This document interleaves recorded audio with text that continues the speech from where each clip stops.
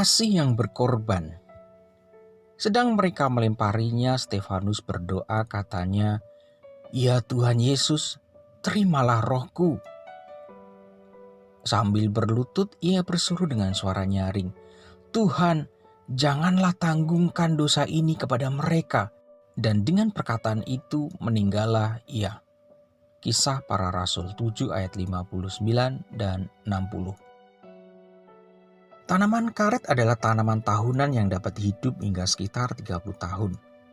Walaupun bukan tanaman asli di Indonesia, namun perkembangan tanaman karet di Indonesia sangat pesat. Banyak manfaat tanaman karet yang bisa digunakan oleh manusia dan lingkungan. Beberapa orang hanya mengetahui manfaat tanaman karet ini sebagai bahan baku untuk pembuatan karet. Bahan baku pembuatan karet dibuat dari getah tanaman karet. Getah karet yang dihasilkan oleh pohon karet ini berwarna putih seperti susu dan berbentuk cairan.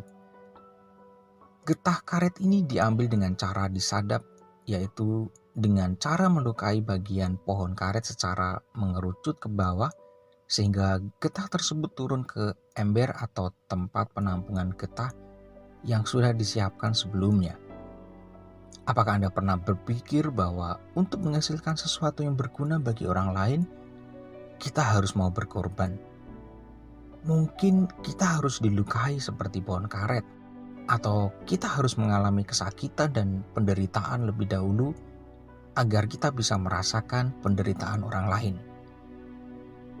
Di dalam Alkitab, selain Tuhan Yesus sendiri, murid-murid Tuhan juga mengalami aniaya dan penderitaan agar mereka bisa mengabarkan Injil. Dan akhirnya mereka menjadi martir di akhir hidup mereka dalam melaksanakan amanat agung Tuhan. Bukan saatnya kita hidup dengan mementingkan diri sendiri. Yang penting saya selamat, tetapi marilah kita menyediakan hidup kita untuk orang lain, khususnya bagi mereka yang belum diselamatkan. Ingatlah firman Tuhan yang berbunyi, "Sama seperti Anak Manusia datang bukan untuk dilayani, melainkan untuk melayani dan untuk memberikan nyawanya menjadi tebusan bagi banyak orang." Matius 20 ayat 28.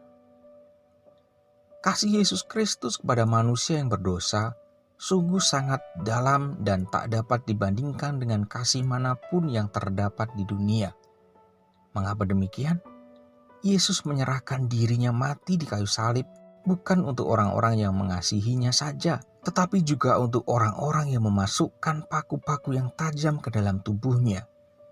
Di kayu salib Yesus berkata, "Ya Bapa, ampunilah mereka, sebab mereka tidak tahu apa yang mereka perbuat." Lukas 23 ayat 34.